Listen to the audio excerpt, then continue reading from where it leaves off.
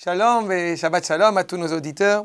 Eh bien, je souhaiterais cette semaine, avec votre permission, traiter du dernier discours de Shmuel. C'est la Haftarah de cette semaine. Nous avons coutume, évidemment, de rappeler que Shmuel est le descendant de Korach. Mais il y a une autre indication fondamentale qui fait que c'est cette Haftarah-là, c'est ce texte-là qui est le dernier discours de Shmuel qui a été évoqué dans notre Haftarah. Et pourquoi ? Quand nous parlons effectivement de Korach, il y a une remise en cause du dirigeant politique, du dirigeant de la nation hébraïque. Eh bien ici, le dernier discours de Shmuel est le discours transitoire avant l'avènement du roi Shaoul. Et notre verset nous dit effectivement « Ve'ata itiatzvu » dans le chapitre Yudbet, verset 7, « Ve'ata itiatzvu » tenez-vous droit, ve'eshpeta etchem lifnei Hashem. Au bout du compte, il va y avoir un jugement. Je vais vous faire les dernières recommandations, les dernières remontrances, vont nous dire les Chachamim, les dernières remontrances avant, effectivement, de ce que vous devez faire entre vous et Akadosh Baruch Hu, ce que vous avez l'obligation de faire, je vais vous l'annoncer, je vais vous l'enseigner. Il y a cependant une surprise, parce que Shmuel, eh bien, en général, un discours de remontrance se fait, nous l'avons vu dans le passé, se fait vraiment à la veille de la mort. Ça a été le cas, comme nous le rappelle Rashi dans le livre de Devarim, « Vaï be'arba'im shana ». On voit effectivement à la fin des 40 ans et 2 mois et 12 mois dans le désert que Moshe Rabbeinu s'apprête justement à faire des remontrances au peuple, les derniers enseignements, les dernières recommandations avant l'entrée du peuple en Eretz Israël. D'où a appris cela Moshe Rabbeinu, alors qu'il n'a pas fait pendant 40 ans des remontrances éventuelles à tout le peuple, là il le fait. D'où a-t-il appris cela ? De Yaakov.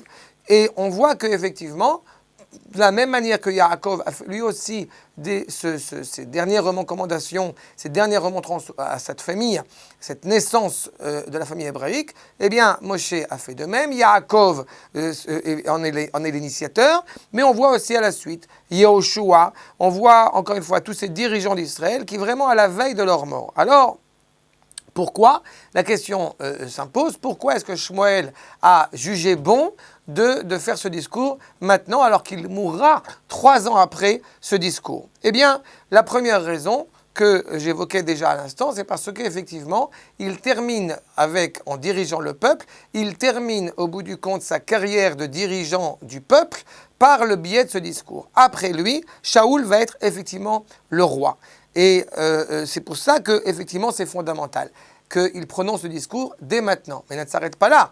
En faisant des dernières remontrances, il veut insister aussi sur le fait que le peuple, il veut engager le peuple à continuer dans sa persévérance, à servir Akadosh Baruch Hu de la meilleure manière, après effectivement la fin de Shmuel, après le début du royaume de Shaoul. Je vous rappelle que la grande inquiétude de Shmuel, la grande hésitation à cautionner le fait de demander un roi, justement provenait du fait que peut-être qu'ils en ont marre au bout du compte de servir Akadosh Baruch Hu, de servir les intérêts divins, et voilà pourquoi ils veulent quelqu'un d'autre. Eh bien, Shmuel leur recommande de ne pas oublier le rôle qui est le nôtre. Quand nous revenons en Eretz Israël, qui est une grande mitzvah en soi évidemment, que nous arrivons à conquérir, à trouver une cohésion dans cette entité politique qu'est Israël, il faut aussi se préoccuper de poursuivre notre cheminement pour nous rapprocher au mieux d'Akadosh Baruch Hu. C'est ainsi qu'il prononce ce discours. La deuxième raison qu'on va trouver dans le Midrash, c'est qu'effectivement, l'endroit et les mesures du Beth Amikdash ont été transmises par Akadosh Baruch Hu à Moshe, de Moshe à Yoshua, de Yoshua aux Zekenim, aux Neviim, parmi ces prophètes, le dernier qui va être l'avènement du roi, c'est-à-dire justement Shmuel, qui sera lui-même qui transmettre ses plans au roi David.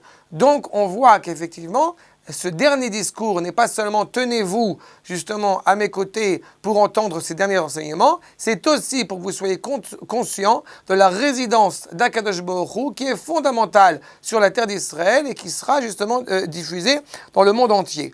Une remarque cependant, une dernière remarque sur le fait que notre discours de Shmuel commence par Hityatzvu. Nous n'allons pas nitzavim. C'est-à-dire qu'au bout du compte, cette participation à entendre les enseignements n'est pas passive comme cela serait entendu par nitzavim. Atem nitzavim, au bout du compte, cela ne demande pas l'avis de Ham Israël. C'est une réalité figée. Ils n'ont pas bougé, ils sont là.